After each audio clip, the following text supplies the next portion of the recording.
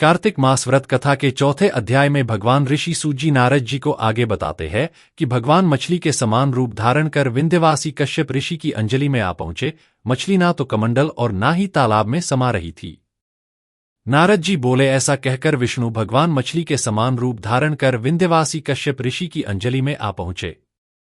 कश्यप ऋषि ने दया करके उन्हें अपने कमंडलों में रख लिया। जब वह उनके कमंडलों में न समा न सके तब उन्हें कुएं में डाल दिया। जब उसमें भी वह मछली न समा सकी तब उसे तालाब में फेंक दिया, और जब तालाब में भी न समा सकी तब उसे समुद्र में डाल दिया। वहां भी वह बढ़ने लगी। इसके उपरांत उस नारायण रूपी मत्स्य ने शंखासुर को मारा। तत्पश्चात उस शंख को हाथ में लेकर बद्रिकारण्य में आ पहुंचे। बद्रीनारायण में सब मुनियों को बुलाकर आज्ञा दी। विष्णु ने कहा, पानी में इधर उधर फैले हुए वेदों को ढूंढो। शीघ्र ही आप लोग रहस्ययुक्त वेदों को जल से निकालकर शीघ्र मेरे पास ले आवें। इतने काल तक मैं देवताओं के साथ प्रयाग में ठहरा हूं। राजा पृथु से नारद जी ने कहा। उसके पश्चात अपने तपोबल से समस्त ऋषियों ने यज्ञ बीजों के सहित सब वेद मंत्रों को ढूंढ निकाला। उन वेदों में से जो भाग जिस जिस मुनि को मिला वह भाग उस मुनि का हो गया।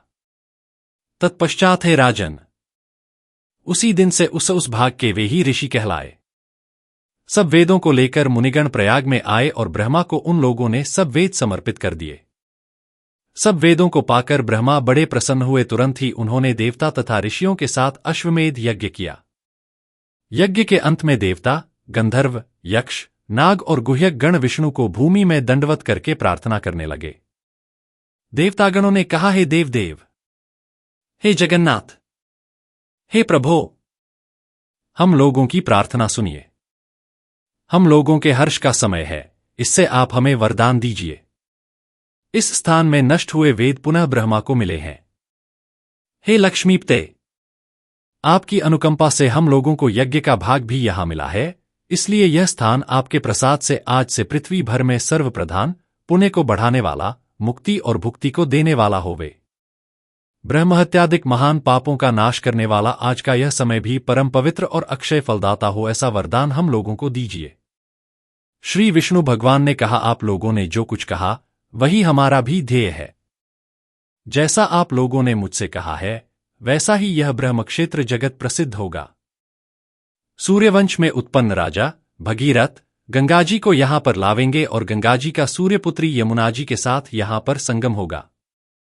आप लोगों तथा समस्त ब्रह्मादिक देवताओं के साथ मैं भी यहीं पर रहूंगा और यह स्थल तीर्थराज के नाम से प्रसिद्ध होगा। यज्ञ, दान, व्रत, हवन, जप और पूजादिक कृत्य यहां पर सदा अनंत फल देने वाले और मोक्षदायी होंगे।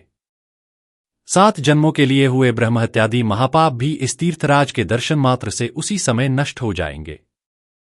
जो बुद्धिमान मनुष्य मेरे सन्निकट तीर्थराज में शरीर त्याग करेंगे वे मेरे ही शरीर में मिल जाएंगे, फिर उनका पुनः जन्म नहीं होगा। जो प्राणी यहां अपने पितरों के उद्देश्य से श्राद्ध करेंगे उनके पितर साक्षात मेरे समान रूप वाले हो जाएंगे। यह समय भी समस्त प्राणियों को महापुण्य फल देने वाला होगा।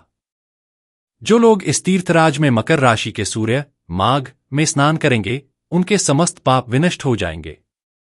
मकर की संक्रांति होने पर माघ मास में प्रातःकाल स्नान करने वालों के केवल दर्शन मात्र से सब पाप विनष्ट हो जाते हैं, जैसे सूर्य के तेज से अंधकार का नाश हो जाता है।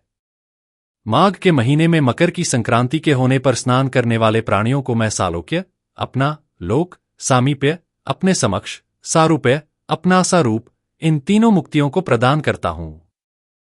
हे मुनिवर्य, आप लोग मेरे शब्दों को सुनिए। मैं सर्वत्र व्याप्त रहता हुआ सर्वदा बद्रिकारण्य में निवास करता हूं। अन्यत्र सैकड़ों वर्ष तप करने पर जो फल प्राप्त होता है वही फल यहां एक दिन में मिल जाएगा। जो महानुभाव मेरे उस स्थान बद्रिकाश्रम का दर्शन करेंगे वे जीवन मुक्त हो जाएंगे और उनके समस्त पाप नष्ट हो जाएंगे। श्री सूत जी बोले कि इस तरह विष्णु भगवान उन सब देवताओं से कहकर ब्रह्मा जी के साथ ही अंतर्धान हो गए और इंद्रादि देवगण भी अपने अंशों को वहीं छोड़कर अंतर्धान हो गए। जो कोई प्राणी इसे शुद्ध मन से सुनेंगे अथवा सुनावेंगे वे तीर्थराज प्रयाग और बद्रिकारण्य जाने के समान फल को प्राप्त होवेंगे।